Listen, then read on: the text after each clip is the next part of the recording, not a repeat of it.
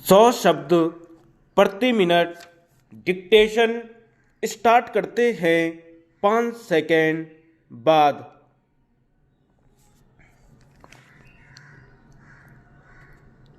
उपाध्यक्ष महोदय, मैं आपके सामने एक बात और रखना चाहता हूं और वह यह है कि देश में बेकारी बढ़ती जा रही है और इसे रोकने का कोई उपाय सरकार अभी तक नहीं कर पाई है।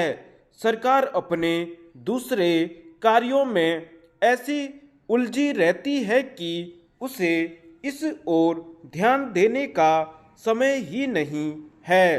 यदि बेकारी की समस्या की तरफ सरकार ने ध्यान नहीं दिया तो देश का जो बेरोजगार वर्ग है वह क्रांति कर सकता है और अगर ऐसा हुआ तो सरकार को बड़ी परेशानी का सामना करना पड़ेगा। अतः मेरा सुझाव है कि सरकार को जल्दी से जल्दी इस समस्या की ओर ध्यान देना चाहिए। यह बेकारी ऐसी नहीं है कि फूंक मारते ही दूर हो जाएगी।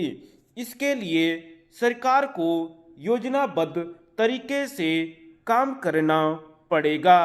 नए नए रोजगार के अवसर सरकार को ढूंढने होंगे। पढ़ाई के ढांचे में परिवर्तन करना पड़ेगा तथा कुटीर उद्योगों की ओर बढ़ावा देना होगा। अब मैं देश में फैली अराजकता तथा आवश्यक वस्तुओं के मूल्यों में वृद्धि के बारे में भी कुछ कहना चाहता हूँ। मैं उन बातों को नहीं दोहराना चाहता हूँ जो मेरे दोस्तों ने कही है। एक बात मैं जरूर कहूँगा कि इस वक्त हिंदुस्तान की चारों तरफ की परिस्थिति बड़ी खराब है और इसमें किसी की जिम्मेदारी नहीं है। लोगों के पास सामान खरीदने के लिए पैसा नहीं है। लोग भूखों मर रहे हैं। ऐसी हालत में असामाजिक तत्व उनके साथ मिल जाते हैं और दुकानों को लूटने की कोशिश करते हैं। इसी प्रकार दंगे फसाद बढ़ रहे हैं। इन सब का कारण मूल्यों में वृद्धि से लगाया जा सकता है। लोगों में बेरोजगारी पहले से ही काफ़ी है और उस पर भी अगर उन्हें आवश्यक वस्तुएं सस्ते दामों पर न मिल सके तो उनकी हालत और भी खराब हो जाती है। एक बात बिल्कुल साफ है और सही है कि अगर सामान बाजार में होगा, चाहे वह चीनी हो, गेहूं हो, चावल हो या कुछ भी हो, और लोगों के पास उसे खरीदने के लिए पैसा नहीं है तो वे लूटपाट ही करेंगे। इसके अलावा चीज़ों के दाम इतने बढ़ चुके हैं कि गरीबों के लिए उन्हें खरीदना भी मुश्किल हो गया है। इस सब की जिम्मेदारी किसकी है?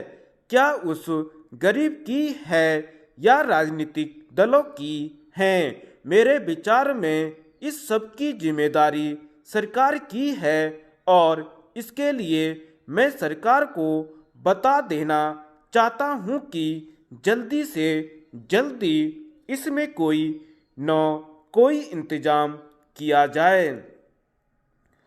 आज जमाखोरों तथा सरकारी अफसरों में एक समझौता हो चुका है। सरकार थोक व्यापार को अपने हाथ में लेना चाहती है, परंतु जमाखोरों को इससे बहुत नुकसान होगा और इसलिए वे सरकारी अफसरों से मिल गए हैं और इस नीति को विफल करना चाहते हैं। इन शब्दों के साथ मैं मंत्री महोदय से निवेदन करना चाहता हूं कि देश में जो गरीबी तथा भूखमरी का दौर चल रहा है, इसको रोकने के लिए कुछ न कुछ इंतजाम किया जाए। धन्यवाद।